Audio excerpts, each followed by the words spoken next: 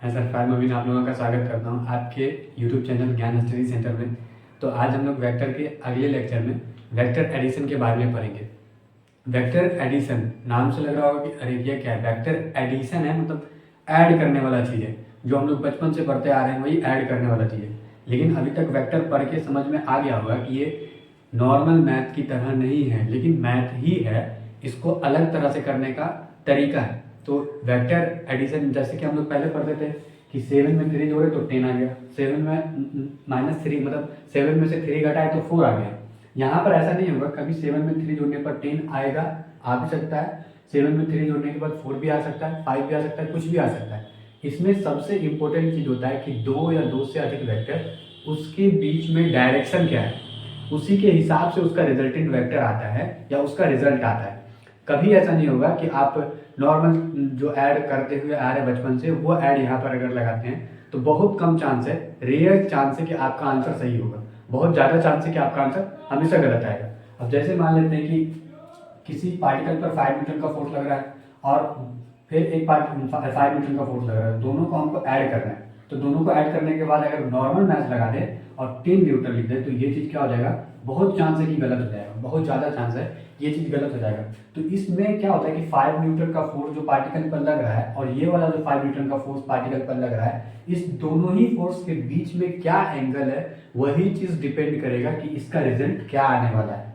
तो इस vector addition जो होगा नॉर्मल मैथ की तरह तो नहीं होने वाला है। तो अगर हम लोग नॉर्मल मैथ की तरह अगर वेक्टर एडिशन को पढ़ना चालू कर दें तो हमारा आंसर 1% ही चांस है कि आंसर सही आने वाला है, बाकी 99% आपका चांस है कि गलत आएगा।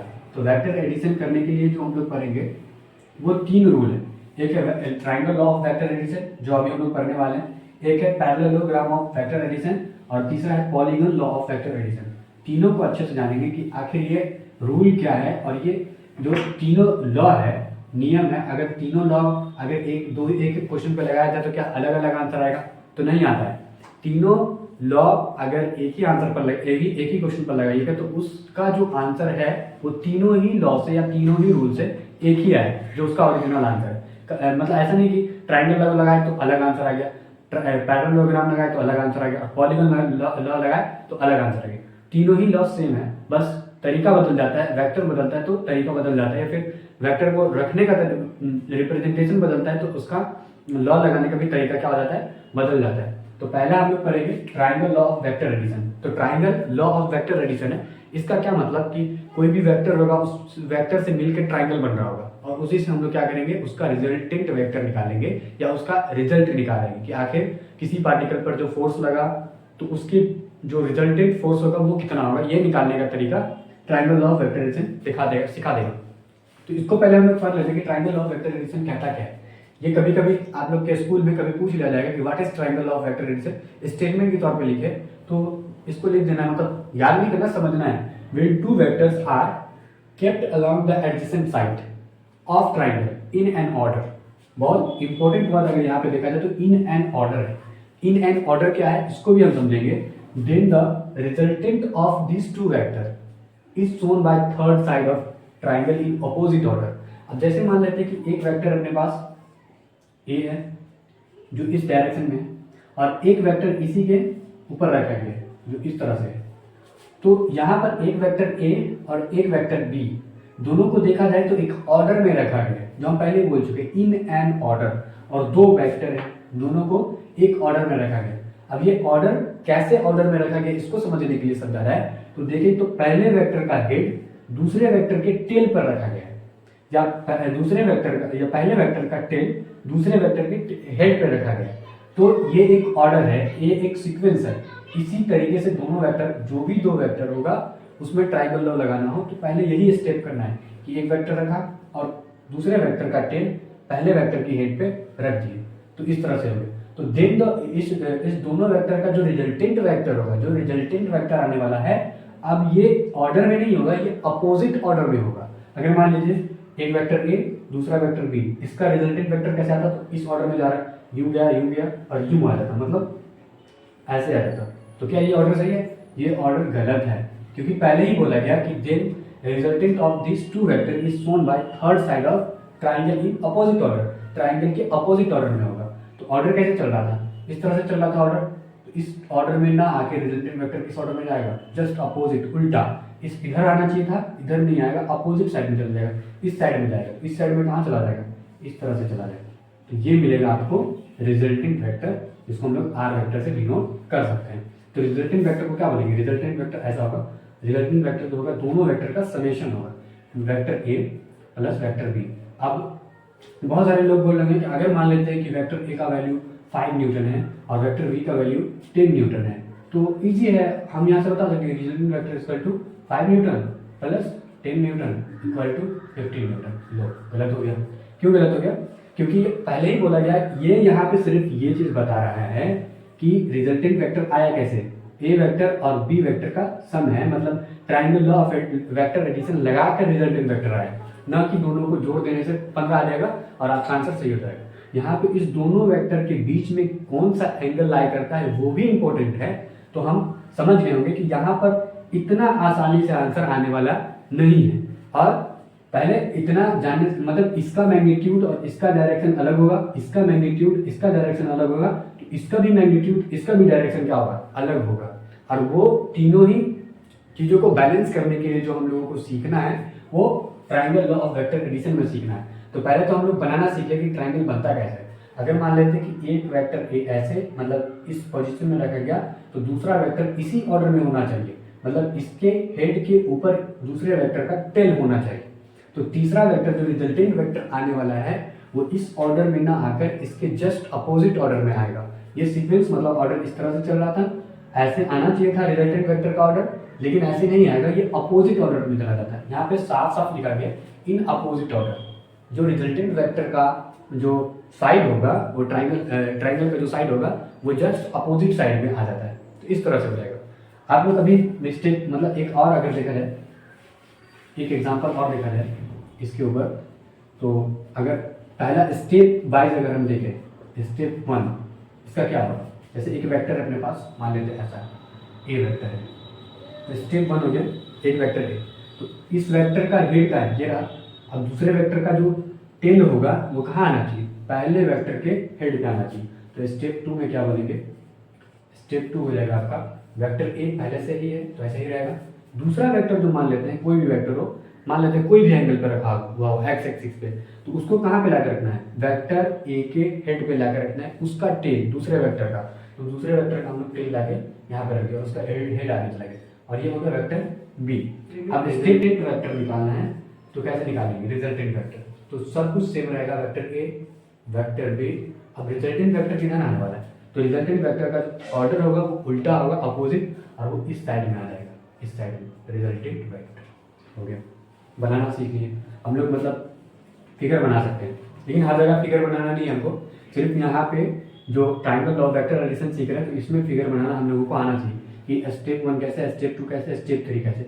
उतना नहीं जानना तो सिंपल है, कोई भी दो वेक्टर होगा, उस वेक्टर को पहले वेक्टर के हेड को दूसरे वेक्टर के टेल से जोड़ो, और जो रिजल्टेंट वेक्टर होगा उस ऑर्डर में नहीं होगा जो ऑर्डर चल रहा था, उसके जस्ट अपोजिट वाले ऑर्डर कि पहले एक वेक्टर का जो हेड होगा दूसरे वेक्टर के टेल को हेड से जोड़ दो, तो उस ऑर्डर में रिजल्टेंट वेक्टर को नहीं लाना है, उसके अपोजिट ऑर्डर में वेक्टर को लाना है। जैसे यहाँ पे लाए ये इस वेक्टर का ऑर्डर कैसे चल रहा है, ऐसे ऐसे, तो ये वेक्टर ऐसे आएगा नहीं, ये गलत है, तो इसको क्या करना है, चेंज करना है। वेक्टर का जो ये होगा ऑर्डर होगा वो जस्ट अपोजिट होगा रिजल्टेंट वेक्टर का, तो इस तरह से होगा, मतलब वेक्टर का जो डायरेक्शन है वो इस डायरेक्शन में, और वेक्टर ए का डायरेक्शन इस डायरेक्शन में, वेक्टर बी का डायरेक्शन इस डायरेक्शन में। अभी ये जानना है कि दोनों वेक्टर का ये साइड एंगल कितना है, दोनों वेक्टर का एंगल कितना है। तो कोई भी देखेगा तो बोलेगा दोनों वेक्टर का एंगल ये रहा, लेकिन ये नहीं है, क्योंकि हम लोग पहले एंगल बिटवीन टू वेक्टर्स के बारे में देख चुके हैं और उसके बारे में वीडियो भी बन चुका है। अगर आप लोगों को नहीं आता है दो वेक्टर के बीच में एंगल निकालना तो आप जाकर देख सकते हैं अच्छे से। तो इसमें क्या करना है कि हम लोगों को दो अगर वेक्टर के बीच का एंगल निकालना होता है तो उसमें हम लोग क्या करते हैं कि दोनों वेक्टर को या तो टेल टू टेल जोड़ो या दोनों वेक्टर का हेड टू हेड जोड़ो। तो हम लोग क्या कर सकते हैं कि एक ये जो वेक्टर है इसको आगे पैरेलली शिफ्ट करके लेके जा सकते हैं, इस तरह से आगे बढ़ा सकते हैं, और बढ़ाने के बाद जो ये वाला एंगल होगा, ये वाला एंगल जो आ रहा है दोनों वेक्टर के बीच में, ये वाला एंगल दोनों वेक्टर के बीच का एंगल होगा, angle between two vectors, angle between A and B vector. तो थीटा एंगल जो हो जाएगा दोनों वेक्टर के बीच का एंगल हो जाएगा। अभी हम लोग क्या करते हैं कि यहाँ से एक परपेंडिकुलर इस पर ड्रॉ कर देते हैं, परपेंडिकुलर मतलब 90 डिग्री को ड्रॉ कर लेते हैं। अब सारे पॉइंट का नाम ले देते हैं, जैसे कि इस पॉइंट का नाम लेते हैं पी क्यू आर और एस। हो चुका। दो वेक्टर ए और बी वेक्टर के बीच का एंगल कितना होगा, थीटा। अब एक और सवाल है कि जो रिजल्टिंग वेक्टर है इसका एंगल कितना है, तो इसका एंगल क्या हो जाएगा, कोई भी एंगल, ये वाला एंगल हो जाएगा अल्फा, या फिर ऊपर वाला एंगल हो जाएगा, या तो ये वाला एंगल होगा या तो ये वाला एंगल होगा। ये वाला एंगल कभी नहीं होगा।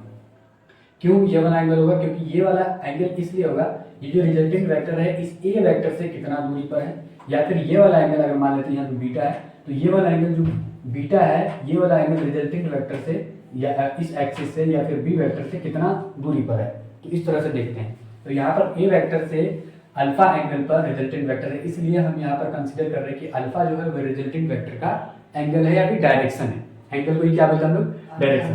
दो वेक्टर के बीच का रिजल्टिंग वेक्टर आराम से निकाल सकते हैं कि दो वेक्टर को जोड़ने पर जो रिजल्टिंग वेक्टर का वैल्यू होगा, जो मैग्नीट्यूड होगा और जो उसका डायरेक्शन होगा, उसको निकालने का एक फॉर्मूला देखना है। तो हम लोगों को पहले जो रिजल्टिंग वेक्टर है उसका मैग्नीट्यूड निकालने का फॉर्मूला देखना है, मतलब आर वेक्टर का मैग्नीट्यूड कैसे निकलेगा उसको निकालने का तरीका सीखना है। तो जो ये फिगर बना है इसी से हम लोग बना सकते हैं। अभी यहाँ पर हम लोग आराम से देखकर समझ सकते हैं कि यहाँ पे जो पी क्यू एस जो आप लोगों को ट्राइंगल दिख रहा है वो कैसे ट्राइंगल है, तो राइट एंगल ट्राइंगल है। अब राइट एंगल ट्राइंगल में क्या करते हैं हम लोग, पाइथागोरस थ्योरम लगाते हैं और उससे बहुत सारा चीजें हम निकाल सकते हैं। तो क्या लिखेंगे हम लोग, in triangle P Q S में, है ना, ट्राइंगल पी क्यू एस में गए तो ये जो एंगल एस है ये कैसा है, 90 डिग्री है। तो मतलब ये कैसा एंगल हो जाएगा, पी क्यू एस, एक राइट एंगल ट्राइंगल होगा। इसमें हम लोग क्या कर सकते हैं, पाइथागोरस थ्योरम लगा सकते हैं। अब इसका जो तीन साइड है कौन है, एक पी एस है, एक पी क्यू और एक क्यू एस, तीन साइड ये वाला। अब तीनों साइड का लेंथ हमको मालूम होना चाहिए, तभी जाके हम लोग क्या कर सकते हैं, पाइथागोरस थ्योरम लगा सकते हैं। अब अगर देखें तो पी एस का लेंथ पूरा प्रॉपर नहीं मालूम है, सिर्फ पी आर तक मालूम है कि उसका वैल्यू ए हो जाएगा, लेकिन आर एस का वैल्यू नहीं पता। अगर आर एस का वैल्यू मिल जाए तो हम लोग क्या कर सकते हैं, पी आर और आर एस को जोड़कर पी एस प्राप्त कर सकते हैं। और क्यू एस कैसे आएगा वो भी नहीं मालूम है, तो उसके लिए क्या करेंगे हम लोग, ज्योमेट्री का यूज करते हुए यहाँ पे लिख सकते हैं। जैसे कि ये एंगल है थीटा, तो इसको लिख सकते हैं कि ये जो हो जाएगा बी कॉस थीटा हो जाएगा और ये हो जाएगा बी साइन थीटा। अब बहुत सारे लोग परेशान हो गए कि बी साइन थीटा कैसे आ गया और बी कॉस थीटा कैसे आ गया। तो आप लोगों को अगर नहीं आता तो अच्छे से जाके पहले ट्रिग्नोमेट्री सीख के आइए कि कैसे होता है बी कॉस थीटा और बी साइन थीटा। यहाँ पर नॉर्मल सा ट्रिग्नोमेट्री का यूज किया गया, सिर्फ नॉर्मल सा। तो in triangle P Q S से अब हम लोगों को तीनों साइड का जो लेंथ है वो मिल चुका है। ये बी कॉस थीटा प्लस ए मिलकर क्या बन जाएगा पी एस, और क्यू एस की वैल्यू क्या होगी, बी साइन थीटा, और पी क्यू की वैल्यू पहले से पता है are vector are.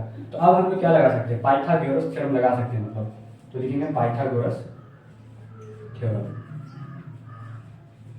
Pythagoras theorem क्या होता है, जो राइट एंगल का हाइपोटेन्यूज होता है उसका स्क्वायर परपेंडिकुलर का स्क्वायर और बेस के स्क्वायर के सम के बराबर होता है। तो यहाँ पे लिख सकते हैं मतलब एच स्क्वायर बराबर होगा P square plus B square. ये नॉर्मल सा चीज है, सबको आना चाहिए। तो एच स्क्वायर मतलब यहाँ पे तो पी क्यू, तो लिख सकते हैं हम लोग पी क्यू का स्क्वायर इक्वल टू क्या लिख सकते हैं हम लोग, पी एस का स्क्वायर इक्वल टू प्लस और क्यू एस का स्क्वायर। पी क्यू की लंबाई कितनी है, पी क्यू की लेंथ कितनी है, तो आर वेक्टर आर, तो हम लोग इसको लिख सकते हैं आर का स्क्वायर। सिर्फ हम लोग क्या कर रहे हैं, रिजल्टेंट वेक्टर का मैग्नीट्यूड निकाल रहे हैं, इसलिए हम लोग सिर्फ आर स्क्वायर भी लिख सकते हैं। तो R square equal to P S को क्या लिख सकते हैं हम लोग, A plus B cos theta का होल स्क्वायर लिख सकते हैं। तो यहाँ पे लिख सकते हैं A plus B cos theta का होल स्क्वायर, आराम से लिख सकते हैं, प्लस क्यू एस का लेंथ कितना है, बी साइन थीटा, तो इसको लिख सकते हैं हम लोग बी साइन थीटा का होल स्क्वायर। आर स्क्वायर को छोड़ दो वैसे। अब यहाँ पे क्या कर सकते हैं, ए प्लस बी का होल स्क्वायर लगा सकते हैं, तो इसको लिख सकते हैं हम लोग a square plus B square cos square theta plus 2b cos theta, sorry 2ab cos theta, 2ab cos theta plus में b square plus sine square theta. R square बराबर क्या आ जाएगा, अब यहाँ ए स्क्वायर प्लस 2a स्क्वायर और यहाँ पर b square cos square theta और b square sine square theta. इस दोनों में से बी स्क्वायर को कॉमन ले लो, इसमें क्या बन जाएगा cos square theta plus sine square theta equal to क्या होता है 1। तो इसको हम लोग क्या लिख सकते हैं, सिंपली लिख सकते हैं बी स्क्वायर, मतलब इसको b square cos square theta और b square sine square theta, इस दोनों में कॉमन क्या है, बी स्क्वायर, तो बी स्क्वायर को ले लो अंदर, तो ब्रैकेट में क्या बचेगा, कॉस स्क्वायर थीटा और प्लस में sine square theta, cos square theta plus sine square theta equal to 1। तो सिंपली इसको लिख सकते हैं हम लोग बी स्क्वायर, तो यहाँ पे लिख दो ए स्क्वायर प्लस बी स्क्वायर, हो गया। बचा क्या, 2ab cos थीटा, तो प्लस में 2ab cos थीटा, हो गया। अब आर स्क्वायर है, उधर जाएगा बराबर के उस तरफ, तो रूट अंडर बन जाएगा, तो आर इक्वल टू क्या हो सकता है, under root a square plus B square plus 2ab cos theta. ये जो निकला रिजल्ट आपको किसी भी ट्राइंगल लॉ वेक्टर एडिशन में जो रिजल्टेंट वेक्टर होगा उसके मैग्नीट्यूड को निकालने का फार्मूला है, मतलब उसका डायरेक्शन निकालने का भी फार्मूला हम लोगों को नहीं मिला।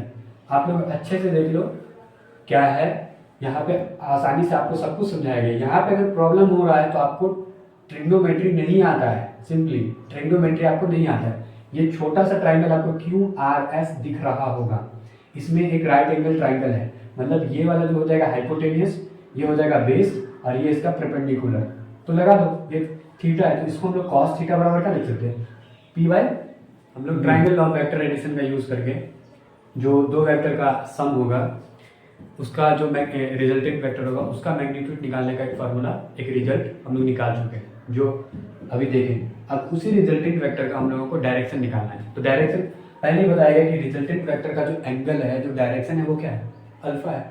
अब ये निकालने का भी क्या है, तो आसान है, आपको ये पी एस या पी क्यू एस एक ट्राइंगल, राइट एंगल ट्राइंगल है, तो इसी का यूज करके हम लोग क्या निकाल सकते हैं, अल्फा का वैल्यू निकाल सकते हैं। अल्फा का वैल्यू कैसे निकलेगा, यहाँ पे किस किस का वैल्यू पता है आपको, आर का वैल्यू पता है, ये रिजल्टेंट वेक्टर का वैल्यू पता है, पी क्यू एस का वैल्यू पता है और पी एस का वैल्यू पता है। तो हम लोग क्या करते हैं ना, tan अल्फा लगा के देखते हैं क्या आता है, तो अल्फा की वैल्यू आती है कि नहीं आती, tan अल्फा बराबर क्या होता है, या फिर tan थीटा बराबर क्या होता है, तो आप बचपन से पढ़ते आ रहे हैं कि p बाई बी होता है इसका फॉर्मूला। तो बताओ इसमें p कौन है, ये तो h हो गया हाइपोटेन्यूज, तो p कौन हो जाएगा इसमें, p हो जाएगा जस्ट सामने वाला, एंगल के सामने वाला जो साइड होता है उसको हम लोग परपेंडिकुलर बोलते हैं। तो ये हो गया p और ये हो गया अपने आप b हो जाएगा, तो p बाई बी मतलब tan अल्फा बराबर क्या हो जाएगा, क्यू एस बट्टा P S, Q S upon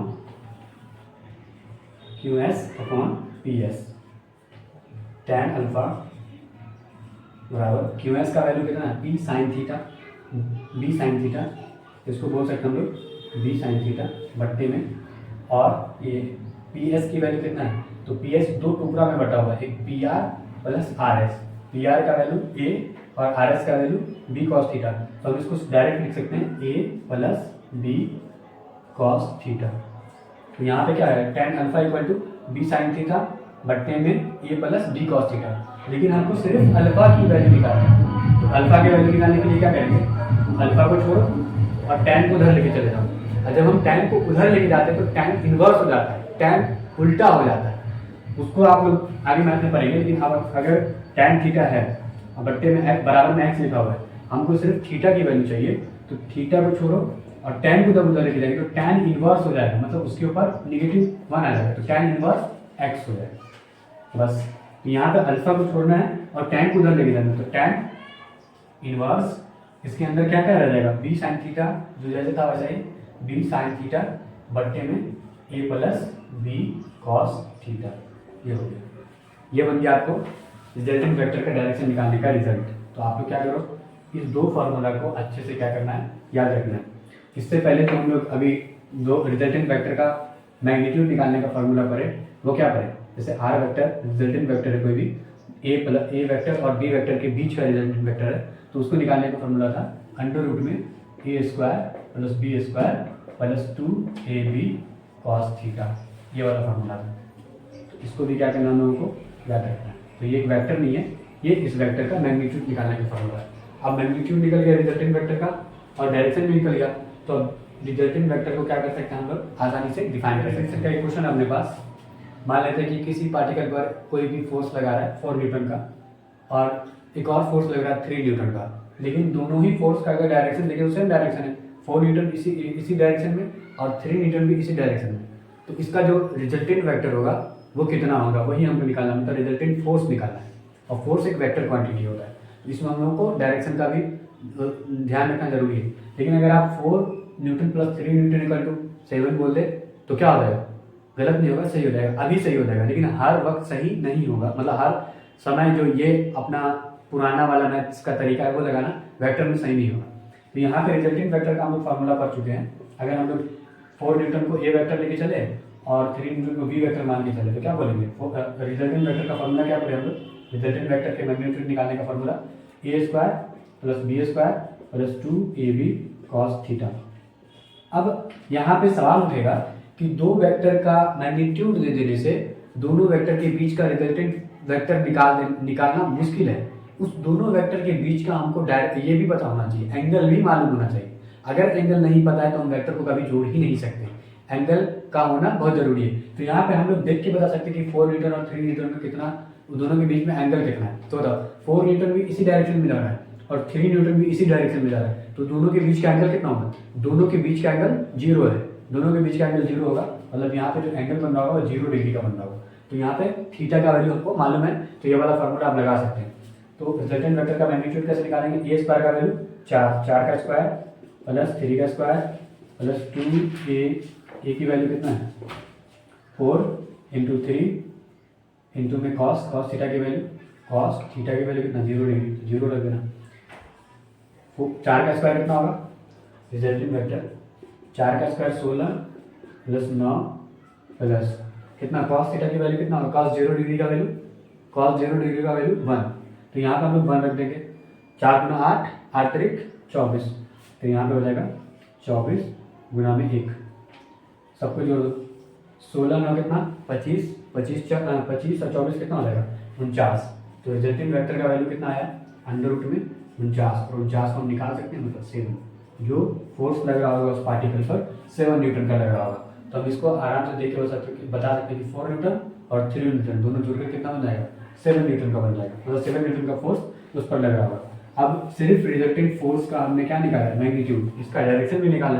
तो डायरेक्शन निकालने के लिए क्या करेंगे? अल्फा बराबर क्या फॉर्मूला पड़ेगा हम लोग? tan inverse into B cos theta बटे में A plus B sine theta, ये वाला फॉर्मूला पढ़ चुके हैं। अल्फा बराबर क्या हो जाएगा? tan inverse B cos theta, B के वैल्यू कितना है यहाँ पे? 3 कॉस 0 डिग्री का value 1, A plus B sine 0 degree. तो अल्फा बराबर क्या हो जाएगा? tan इनवर्स 3 गुना 1, मतलब 3 बट्टे में ए की वैल्यू कितना है? 4, तो 4 हो जाएगा, और बी साइन 0 डिग्री तो 0 हो जाएगा, क्योंकि साइन 0 का वैल्यू 0 को बी से गुना करोगे 0। तो डायरेक्शन का मतलब एंगल दोनों के बीच का कितना निकल जाएगा? Alpha equal to tan inverse 3/4। तो ये हो गया। इस तरह से हम लोग क्या कर सकते हैं? Triangle law of vector addition को समझ सकते हैं। कुछ भी नहीं है, बस एक लॉ बनाया गया ताकि दो वेक्टर के बीच में जो दो वेक्टर को ऐड करने पर रिजल्टेंट वेक्टर का मैग्नीट्यूड और डायरेक्शन किस तरह से निकाल सकते हैं इस तरह से। और इसमें जो हम लोगों को सबसे इम्पोर्टेंट चीज़, डेरिवेशन नहीं कुछ करना है, उसका सिर्फ समझना था। यहाँ पे हम लोगों को जो समझना है वो रिजल्टेंट वेक्टर का मैग्नीट्यूड निकालने का जो रिजल्ट हम लोगों को मिला, जो हम लोग ने डिराइव करके निकाला, वो याद होना चाहिए, और वो ईजी है। अगर हम देखें तो लग रहा है देखने में कि ये a square a plus b के होल स्क्वायर पे बना हुआ फॉर्मूला है, a square plus B square plus 2ab, और हम थोड़े बड़े हो गए तो कॉस थीटा लगा दिया गया और उसके ऊपर अंडर रूट। तो ये थोड़ा मोड़ा हम लोग याद कर सकते हैं, a square plus B square plus 2ab cos theta. इस तरह से हम लोग क्या कर सकते हैं? ट्राइंगल ऑफ वेक्टर एडिशन को समझ सकते हैं। और दोनों वेक्टर के बीच का जो हम लोग डायरेक्शन निकालते हैं उसको अल्फा हम लोग मान के चलते हैं। तो अल्फा इक्वल टू क्या है? tan inverse B cos theta बट्टे में A plus B sine theta.